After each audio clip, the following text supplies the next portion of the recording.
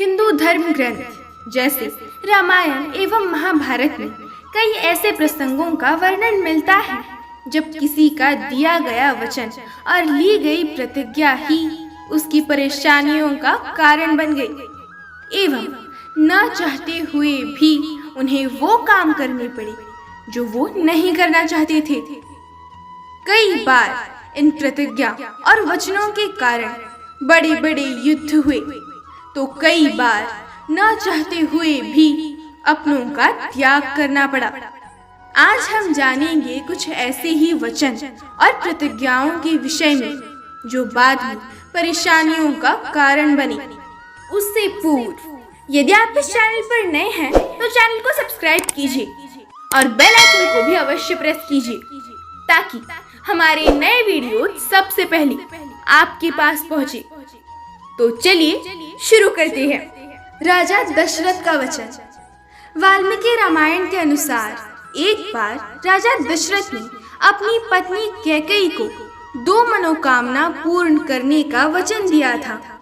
तब कैकेयी ने कहा कि अभी तो मेरी कोई मनोकामना नहीं है, किंतु समय आने पर मैं ये 2 वर मांग लूंगी। जब राजा दशरथ अपने ज्येष्ठ पुत्र प्रभु श्री राम को अयोध्या का राजा बनाना चाहते थे, उस समय कैकेयी ने उनसे वो 2 वर मांगे। पहले वर में उन्होंने मांगा कि अयोध्या का राजा मेरे पुत्र भरत को बनाया जाए, राम को नहीं। और दूसरे वचन में उन्होंने श्री राम के लिए 14 वर्ष का वनवास मांगा।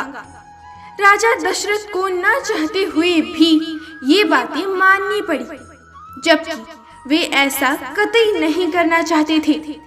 प्रभु श्री राम ने भी अपने पिता का वचन पूर्ण करने के लिए 14 वर्षों का वनवास स्वीकार किया। प्रभु श्री राम के वन में जाने के पश्चात पुत्र वियोग में राजा दशरथ की मृत्यु हो गई। इस प्रकार राजा दशरथ का दिया हुआ वचन ही उनकी मृत्यु का कारण बना। श्री राम का काल को वचन। वाल्मीकि रामायण के अनुसार एक बार ब्रह्मदेव की आज्ञा से काल प्रभु श्री राम से मिलने आया। काल ने श्री राम से वचन लिया कि हम दोनों की बातचीत के दौरान कोई तीसरा इस कक्ष में नहीं आना चाहिए। ऐसा हुआ तो आपको उसे मृत्यु दंड देना होगा।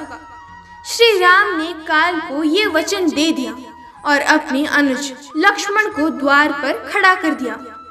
कुछ देर पश्चात वहां ऋषि दुर्वासा आ गए।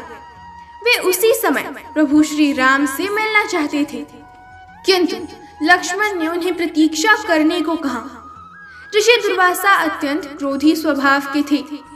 लक्ष्मण नहीं चाहते थे कि वे कोई श्राप प्रभु श्री राम को दे। उन्होंने स्वयं जाकर श्री राम को ये बात बताई।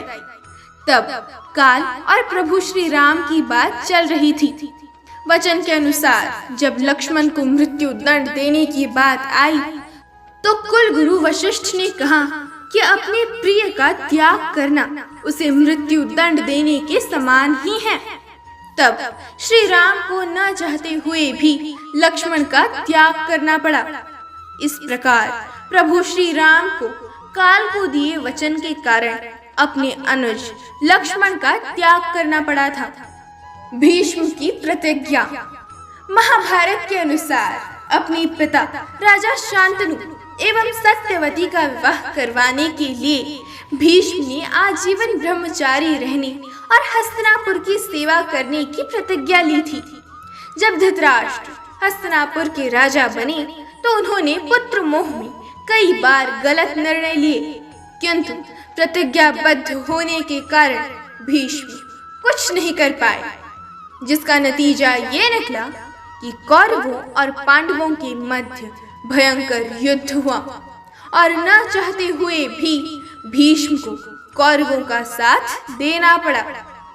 इस प्रकार धर्म के ज्ञाता पितामह भीष्म को ये ज्ञात था कि कौरव अधर्मी है, किंतु प्रतिज्ञाबद्ध होने के कारण उन्हें कौरवों का साथ देना पड़ा। अर्जुन की प्रतिज्ञा। महाभारत के अनुसार अर्जुन ने एक प्रतिज्ञा ली थी कि यदि कोई उन्हें अपने शस्त्र रखने को कहेगा तो वे उसका वध कर देंगे। युद्ध के दौरान एक बार क्रोधित होकर ये बात युधिष्ठिर ने उनसे कह दी। प्रतिज्ञाबद्ध होने के कारण जैसे ही अर्जुन ने युधिष्ठिर का वध करने के लिए तलवार उठाई, श्री कृष्ण ने उन्हें रोक लिया और कहा कि सम्मान करने योग्य व्यक्ति का अपमान करना भी उसका वध करने जैसा ही है। तब अर्जुन ने न चाहते हुए भी युधिष्ठिर को बहुत बुरा भला कहा। इस प्रकार जिस ज्येष्ठ भ्राता की किसी भी बात का उल्लंघन अर्जुन नहीं करते थे, उन्हें अपनी ली हुई प्रतिज्ञा के कारण भला बुरा कहना पड़ा। श्री कृष्ण की प्रतिज्ञा। कौरव और पांडवों का युद्ध शुरू होने से पूर्व श्री कृष्ण ने शस्त्र न उठाने का वचन अपने ज्येष्ठ भ्राता बलराम को दिया था। जब युद्ध हो रहा था उस समय अर्जुन प्रेमवश भीष्म के सामने अपनी पूर्ण योग्यता के साथ नहीं लड़ रहे थे। ये देखकर श्री कृष्ण अत्यंत क्रोधित हो गए और न चाहते हुए भी अपनी प्रतिज्ञा को तोड़कर वे भीष्म को मारने भूमि पर उतर पड़े। तब अर्जुन के कहने पर उन्होंने भीष्म का वध करने का विचार त्याग दिया और उसके पश्चात अर्जुन ने भीष्म पितामह का वध कर दिया। राजा शल्य का वचन। महाभारत के अनुसार मद्र देश के राजा शल्य पांडवों के मामाश्री थे। जब वे युद्ध में पांडवों का साथ देने आ रहे थे तब रास्ते में दुर्योधन ने उनके लिए आराम करने की व्यवस्था की और उनकी सेना के लिए भोजन की व्यवस्था भी की। इतनी अच्छी व्यवस्था देखकर राजा शल्य ने बिना कुछ सोचे समझे कह दिया कि जिसने भी ये काम किया है वे उसी के पक्ष से युद्ध करेंगे। बाद में जब उन्हें सच्चाई का पता चला तो वचनबद्ध होने के कारण उन्हें न चाहते हुए भी कौरवों की ओर से युद्ध करना पड़ा। इस प्रकार राजा शल्य के बिना सोचे समझे दिए हुए वचन के कारण उन्हें न चाहते हुए भी अपने भांजों के विरुद्ध लड़ना पड़ा। इस प्रकार ये महाभारत और रामायण के कुछ महान योद्धा हैं जिन्हें अपने ही दिए हुए वचनों और ली हुई प्रतिज्ञाओं के कारण मुसीबतों का सामना करना पड़ा। ऐसे ऐसे काम करने पड़े जो वो कतई नहीं करना चाहते थे। इसीलिए कहते हैं कि जब अति दुख में या अति आनंद में हो तो बिना सोचे समझे किसी को कोई वचन ना दे और कोई प्रतिज्ञा ना ले। जय श्री कृष्ण।